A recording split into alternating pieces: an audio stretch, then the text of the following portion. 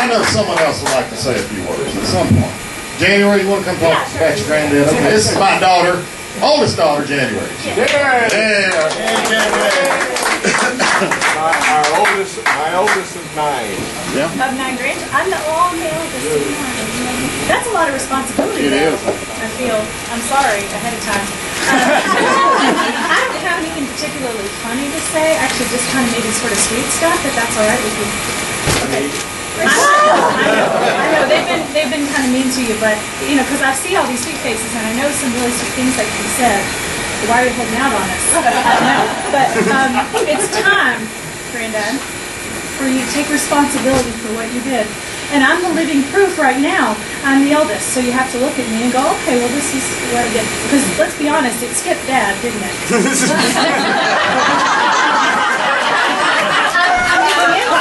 The influence that you could have possibly instilled. It skipped my father and went straight to me. So thank you, I appreciate that. But what I really mean to say is this: throughout my adult life, let's start at the beginning. You were a safe haven after school in your office with Dolly and you were like a nanny, which in a wonderful way, and I got to go. And for Laurel, I know, and she's coming into this too. I remember one time Granddad brought us, Laurel and myself, into his classroom and did I don't know what kind of study you were doing, or if you just not prepared that day, or what. Play Toes Republic, and I used them as an illustration. And I'm still confused. So Play Toes Republic came to this, but you know, he not paraded, that's not the word, but brought us up to the front and said, which one's my daughter, which one's my granddaughter. And I remember just being tingly proud that I could be called a relation at all. And that, I'm serious, it's not funny, I'm being serious about that, that here was this grand professor type that I could look up to, and that some of them actually thought daughter and some of them thought granddaughter. It didn't matter, it was a relation. So I was proud of that. So that's the first point I wanted to make, and now it's time to take responsibility. You know, as I go through life, I hear people say, and here recently I've heard people say that I work with, you know, January, or Miss January, it's like when I'm teaching. Miss January, I met your dad, and I've met your mom. Why do you like books so much? Like, why do you read all the time? What's the deal with that? I've met both your parents. I've spent a lot of time with them. Talking about Gil, you know Gil. Yeah. And I say, well, I have to tell him it's Granddad. You know, there's a magic to it that you brought in, and the safety and a fun, magic environment about reading and going to your own world and like having a good time with yourself and your brain and seeing what you can explore. And that was fun for me that Granddad brought me. And then, you know, January, why are you so snobby about wine? Like, why are you being so mean? I mean, a Riesling's a Riesling, right? No, sometimes it's dry and sometimes it's sweet, okay? And sometimes it tastes like grass and sometimes it tastes like honeysuckle, right? And Laurel probably remembers this too. We went on vacation one time, St. Simon's, maybe? Yeah. And you taught us how to BS at the table with the wine, and how to apply adjectives that made absolutely no sense to see if people would fake it with you.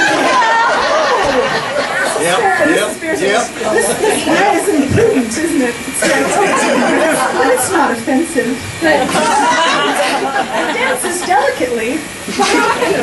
Vaguely, I don't know. That's one of my most fun memories. But when I look back and I think of all and this is in all seriousness, when I think of all the things that I like about myself and all the things that inspire me, it's so much about me. And I want to be a teacher, and I want to be a professor, and I have all these things, and you know, Dad too, but all these things that have come down. Hey, music, but all these things that I really like about myself, and things that I want to pass on, and I want the Miller family to be known for. It comes from the patriarch. So, and you define that very well. So,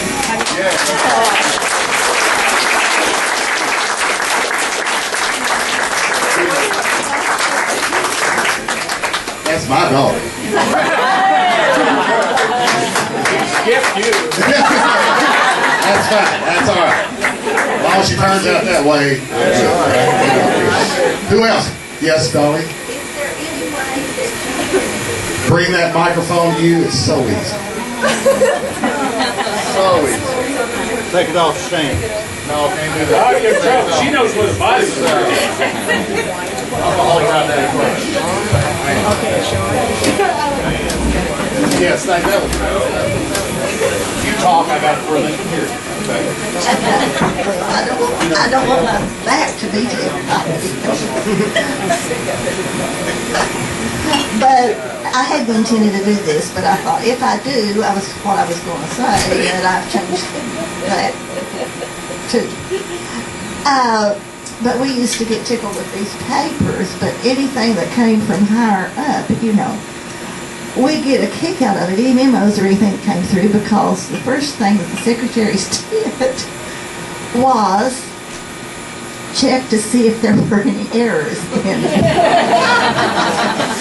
Periods, question marks, quotations, all that, and you'd be surprised what we find.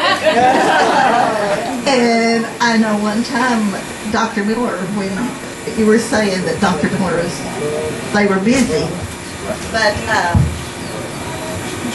Dr. Miller was busy all right, but you heard what some of the things was that he was busy with. No, he was a great chair, and I enjoyed very much Dr. Miller for 23 years I was there, and I wish I could be. But I have trouble sometimes walking, and especially standing, so I can't.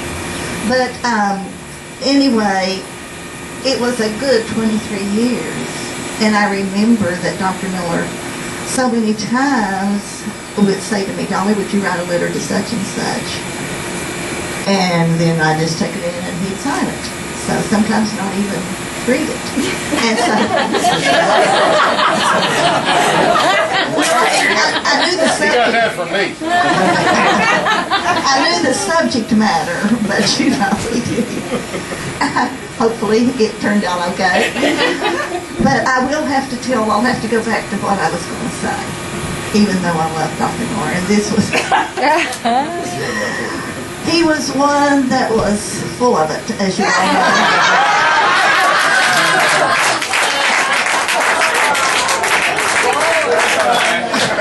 And somebody had brought in mistletoe when they were talking about our Christmas party. Who was that? Frank talking about the Christmas parties and all. Well, here was this mistletoe hanging up. There was Dr. Miller's office, my office, and the copier, where the copier was. And up was the mistletoe, and somebody hollered, Dolly, something's wrong with the copier. Could you come in here a minute? So I left my desk and got up to walk in, so naive, so trusting. And he grabbed me right at the door where the mistletoe was hanging and just gave me the biggest kiss. Do you remember that? Well, of course, yeah. Everybody got such a kick out of that. There wasn't a thing wrong with the copier. They were walking out. There wasn't a thing wrong with your kiss.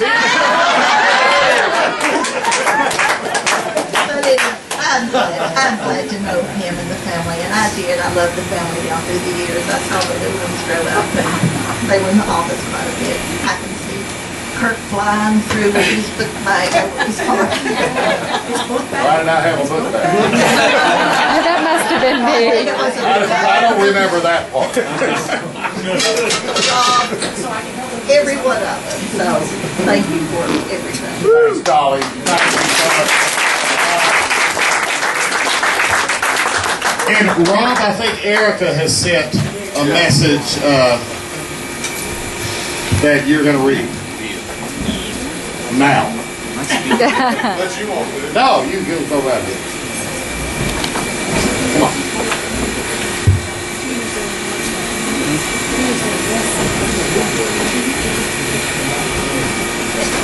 Yeah. Our sister Erica couldn't be here.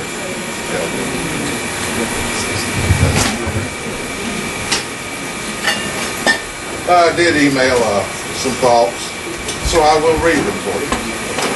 Dear Dad, congratulations on 80 wonderful years of life. I only wish I was there in Kentucky this weekend to help you celebrate. You are in my thoughts and prayers daily, and I'm sending love via this message and more in person when Gavin and I arrive in June. The 46 years that you've influenced my life as my father has offered me plenty of life lessons. I wanted to at least try and express those valuable things that I've learned from you over the years. This list is no way comprehensive because the subtleties of life are just too hard for me to capture in words. Not my forte. But hopefully you get the idea. I've learned music is an important part of life, to be enjoyed and used for inspiration. Laughter is good for the soul. Laughing with others is even better. The body is a beautiful creation. Use it and be strong. Books are great. Lives are summed up through books. Careers are built through books. Minds are developed through books. Enjoyment is found within books. Rooms and houses are dedicated to books. Love books.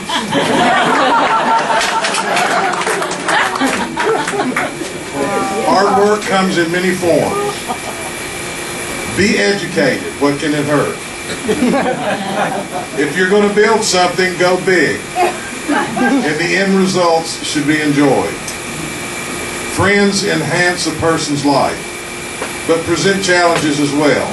Enjoy both. Sarcasm can be worked into every conversation. Be prepared for what follows. Debating is an art form, a great social tool, but not always enjoyed by all. Fistfights really don't have a place in this world. Fight with words. Love in your heart has a value greater than most things, even when you have a hard time showing it. Family is deeply important, and paired with wine is manageable on most levels.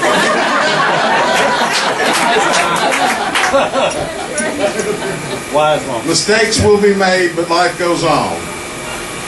God is, in parentheses, I had to fill in the rest, but expressing that God is was the valuable part for me. Thank you, Dad. You taught me a lot. I'm a better woman for it. I love you, Erica.